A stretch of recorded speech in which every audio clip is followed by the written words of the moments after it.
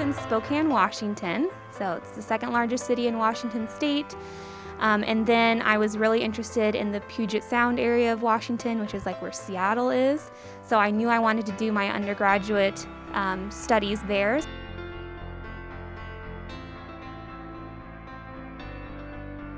I can't even remember like where I first learned about the field of psychology, but pretty much from the get-go, like I knew that was something that I was fascinated by. Like, oh, there's this whole area of research where I can, study people and why people think the things that they do. And I feel like I'm already, kind of thinking about these things on my own day to day, something that I enjoyed thinking about. And so I knew that would be a good fit for me. So I think in high school is when I decided, okay, I want to pursue psychology. And then it's ironic because I ended up with a career that was able to combine teaching and psychology. So it was the best of both worlds. I didn't have to make this, this switch from teaching to psych like I thought I did when I was in high school.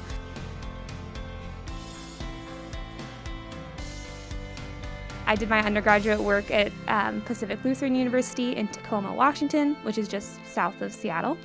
And I got involved in some research there as an undergraduate student. So part of my program, you had to either do some credits in research, some credits as a teacher's assistant, a TA, or some credits doing work in the community in an internship capacity. So of those three options, I was the most interested in doing research work.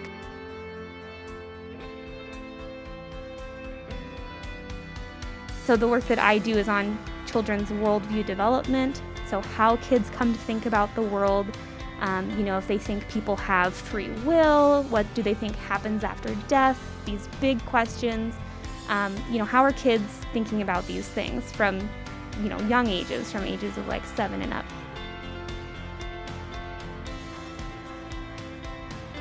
What I was the most proud of would be the paper that I have first authorship on. So whenever the first person listed in a paper is the person who does the most work on the paper. So my first authorship on cognitive complexity as a personality trait, which is not very closely related to my work in worldview research.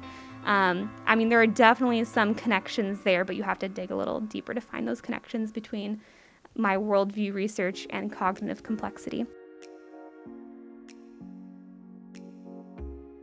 I'm really excited about